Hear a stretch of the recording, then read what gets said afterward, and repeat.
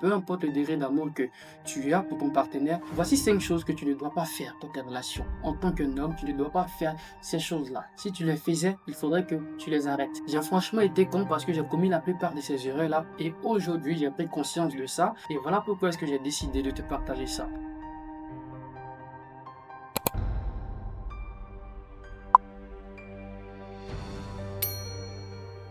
On se dit, fais certaines choses par amour pour elle. C'est ma chérie, c'est ma pupuche, c'est ma moitié. Donc, ce que je vais faire, c'est normal. J'accepte de ne pas prêter attention à certains comportements. Je décide de laisser passer certaines choses parce que, bon, ça pour le bien de ma relation, ça pour le bien entre nous, ça pour qu'on s'entende, ça pour qu'il n'y ait pas de pression entre nous. Je l'aime, donc c'est normal. C'est ce qu'on se dit souvent, très souvent même d'ailleurs. En vrai, c'est choses que tu te permets de faire pour le bien de ton couple, pour le bien de ta partenaire ou pour le bien de ta relation, pour être bien perçu sont en réalité d'énormes erreurs que tu ne devrais jamais commettre dans tes relations. La plupart du temps, c'est ça qui est à la base des relations toxiques.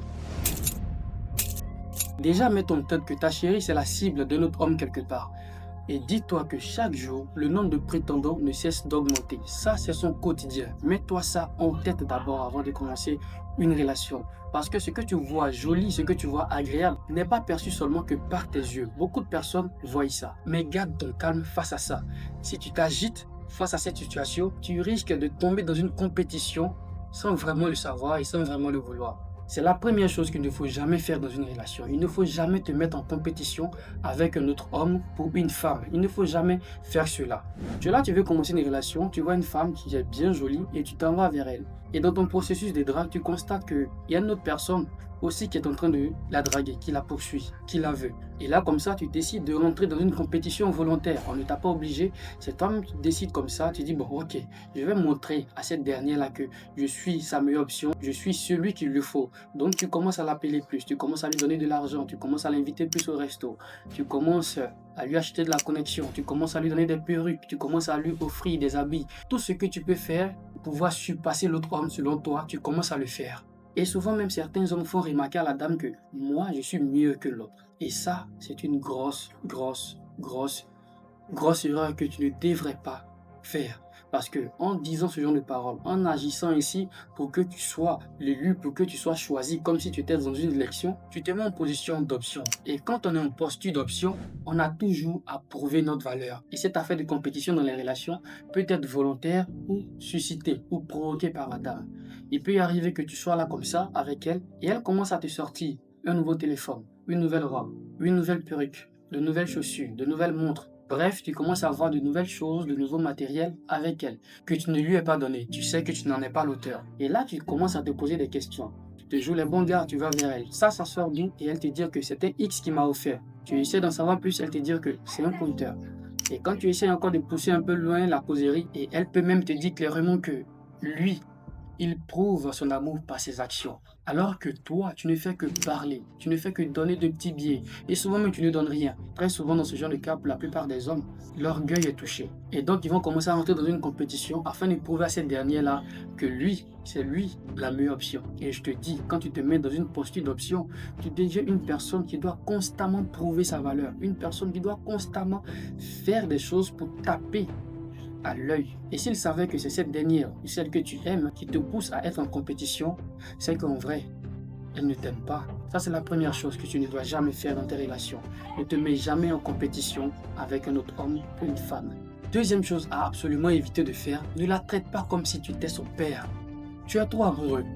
Et même dans une relation de go et gars, où personne ne te connaît chez elle, ses amis les plus proches ne te connaissent pas, ses parents ne te connaissent pas, et tu te permets de tout acheter pour elle. Ses études, son transport, son anniversaire, les vêtements, les perruques, les chaussures, le loyer, tout tu prends en compte, tout tu prends ça en compte parce que tu te dis que c'est ta chérie et pour toi c'est normal de faire tous ces gestes-là. Et je te dis pas de ne pas dépenser pour ta chérie, non c'est pas ça, d'accord? Il faut comprendre que dans une relation c'est du donnant-donnant. Et les dépenses qu'on se permet de faire dans une relation, c'est en fonction du degré d'engagement que vous avez l'un envers l'autre. C'est en fonction de ça. Tu ne peux pas effectuer des dépenses de plusieurs centaines de mille pour une personne que tu as rencontrée qu'il y a peut-être 3 mois où personne de sa famille ne te connaît ou personne de tes amis les plus proches ne te connaît. On ne te montre pas réellement la position que tu occupes dans sa vie. Tu ne peux pas te permettre de faire certaines choses alors que tous ces points-là ne sont pas encore clarifiés dans ta vie. Tu vois un peu. Ne base pas tes relations sur ta capacité financière à satisfaire une dame, mais base ça plutôt sur ta personne.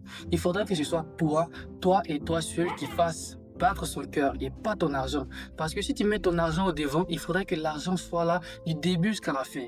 Et si par malheur ça manque, la relation finira.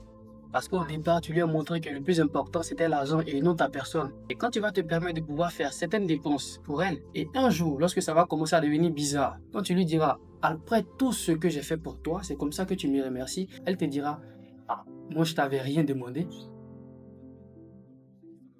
Et si tu ne veux pas entendre cette phrase-là retentir dans ta tête malgré tout l'effort que tu es en train de fournir pour une dame, il faudrait que tu évites de te comporter comme si tu étais son père parce que tu n'es pas encore marié à elle, tu n'es pas marié à elle, c'est juste une relation de go égal. Et pense pas que tu as déjà trouvé ta femme parce que le mariage, ça dépend de plusieurs facteurs. Et ces facteurs, si ce n'est pas encore réuni, pense pas que tu peux te permettre de pouvoir tout prendre en charge.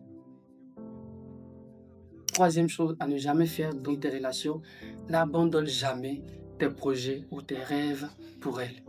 Ça, il faudrait toujours que ce soit là. N'oublie jamais ça. Avant que tu ne rencontres cette dernière-là, tu étais une personne qui était très motivée, très déterminée, tu avais des objectifs. Tu n'avais jamais le temps pour participer vraiment à des soirées, vendredi soir, samedi soir. Tu n'avais pratiquement pas le temps pour traîner sur WhatsApp, pour traîner vraiment à travers les appels vidéo et tout. Mais depuis que tu l'as rencontrée, tu commences à tout délaisser. À chaque fois qu'elle demande à te voir, tu abandonnes tout et tu t'en vas. C'est une grosse erreur que tu devrais éviter de commettre. Il faudrait éviter de délaisser tes projets ou tes ambitions ou tes rêves à cause d'une dame. Comprends que c'est qui est rare a de la valeur, mais à chaque fois que tu es toujours présent, tu penses que ça va te permettre de pouvoir rapprocher les liens entre vous, de pouvoir vraiment être très proche, mais en réalité, tu es en train de perdre ta valeur. Tu décides de lui donner tout ton temps, toute ton affection.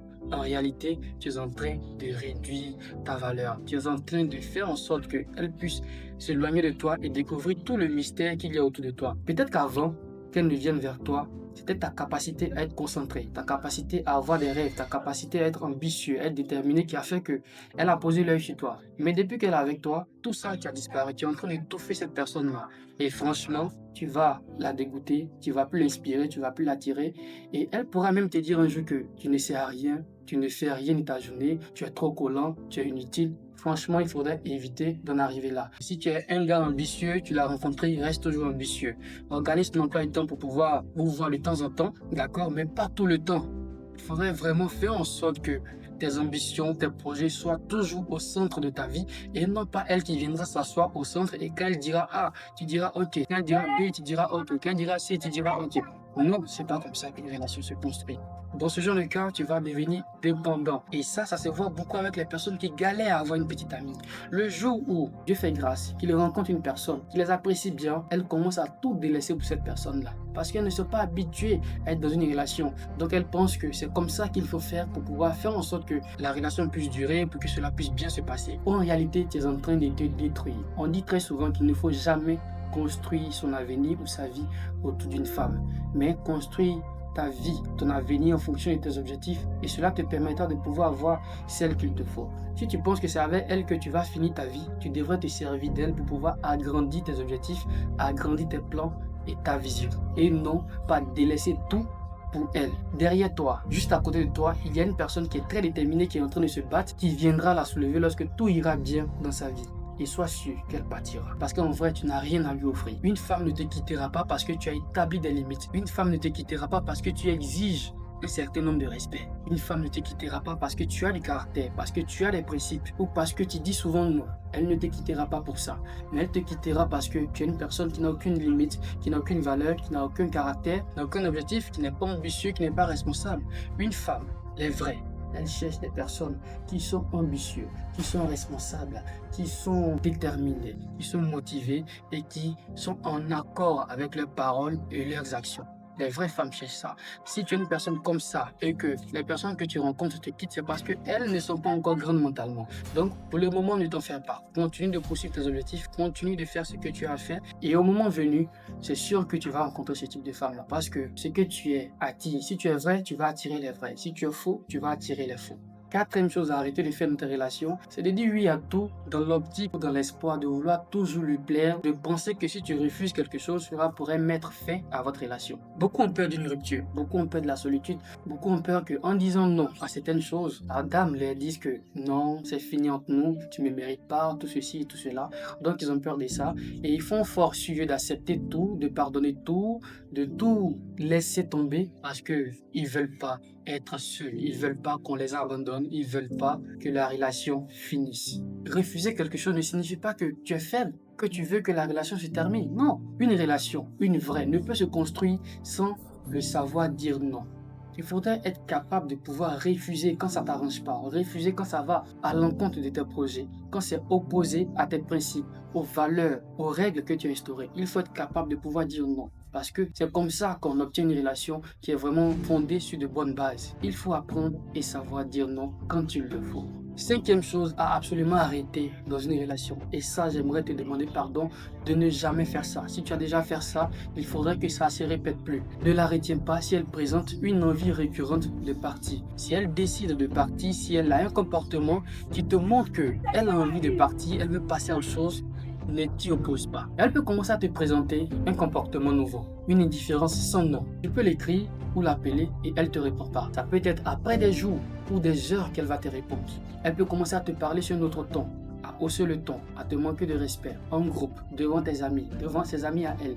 Ne force pas c'est qu'elle reste près de toi. Parce qu'en forçant, parce qu'en voulant qu'elle reste constamment avec toi, tu es en train d'ouvrir la porte à un ensemble de manque de respect qui te viendra en pleine face. Tu ne peux pas accepter de lutter pour quelqu'un qui ne te présente aucun respect, qui ne te présente aucune considération. Elle ne peut pas partir et revenir vers toi quand elle a besoin de toi ou quand elle sent que l'autre côté est bizarre. Tu ne peux pas la forcer à rester avec toi si elle ne le veut pas. Parce que en vivant ce type de situation, tu pourrais être traumatisé. Tu pourrais faire face à un réel sentiment de manque de confiance. Tu ne peux pas et ne devrais pas te permettre de rester dans une posture où tu encaisses tout comme si tu étais un bouclier qui n'avait ni sentiment ni émotion.